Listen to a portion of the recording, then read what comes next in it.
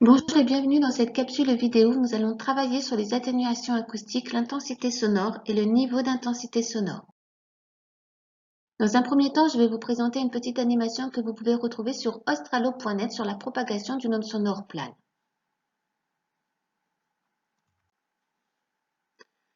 Donc on va mettre un mouvement sinusoïdal.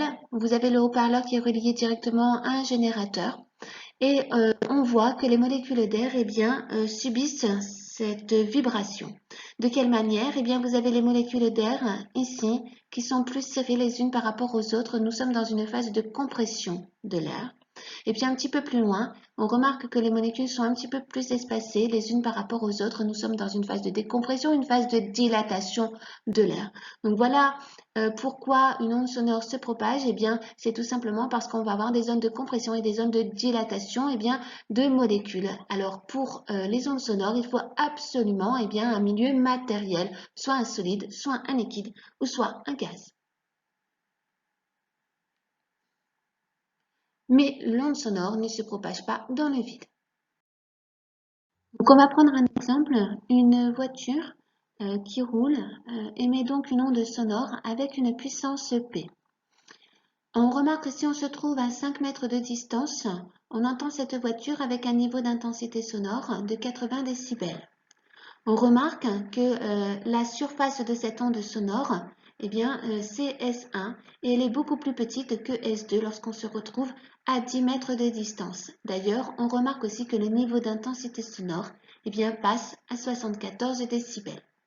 Alors, on va essayer de voir un petit peu quel est le lien entre la surface et le niveau d'intensité sonore. Donc, dans un premier temps, on va parler d'intensité sonore, grand I, qui est en fait égal à la puissance de l'onde sonore divisée par la surface. Alors, la puissance s'exprime en watts, la surface en mètres carrés et donc l'intensité sonore en watts mètre moins 2. On remarque ici que S1 est plus petit que S2. Donc, si on veut calculer l'intensité sonore, on fait la puissance divisée par la surface. La puissance ne change pas. Donc, on remarque que P sur S2 est plus petit que P sur S1, soit I2 plus petit que I1. Eh bien, c'est ce que l'on remarque ici sur ce petit schéma. 90 décibels, attention, c'est le niveau d'intensité sonore, est plus petit que 74 décibels. Donc ça, c'est pour une source S.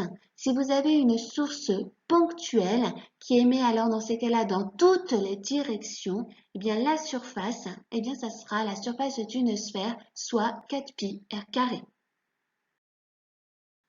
Donc dans ce document ici, nous avons une intensité sonore en watts mètre moins 2 et vous avez la correspondance avec le niveau d'intensité sonore, grand L, en décibels.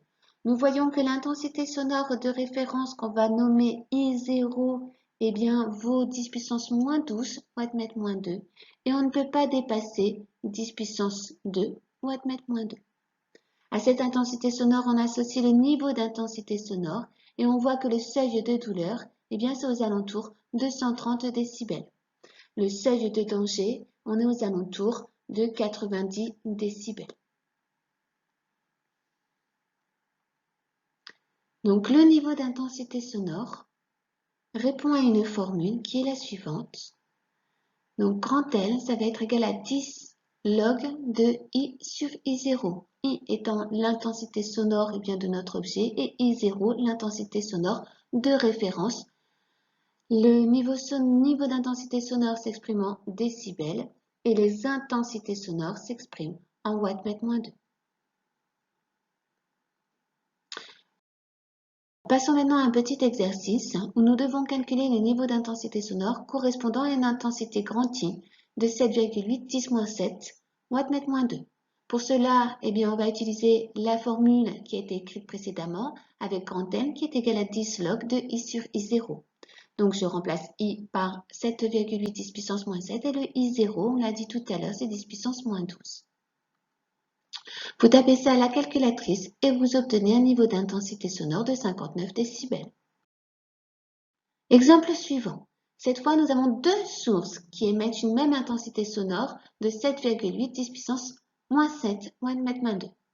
Donc ici, vous devez tout simplement calculer l'intensité sonore émise par ces deux sources Eh bien, l'intensité sonore, c'est la somme de ces deux intensités sonores prises séparément.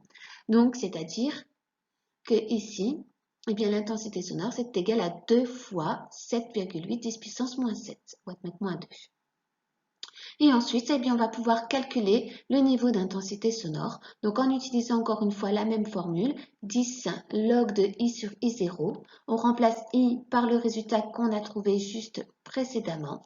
Et I0, c'est 10 puissance moins 12. On obtient alors eh bien, un niveau d'intensité sonore de 62 décibels. Eh bien, que remarque-t-on?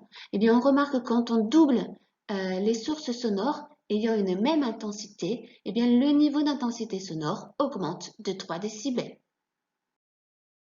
Exemple suivant, on va demander maintenant de calculer l'intensité sonore pour un niveau d'intensité de 90 décibels. Ah, cette fois, eh bien, il va falloir que j'utilise les spécificités du logarithme.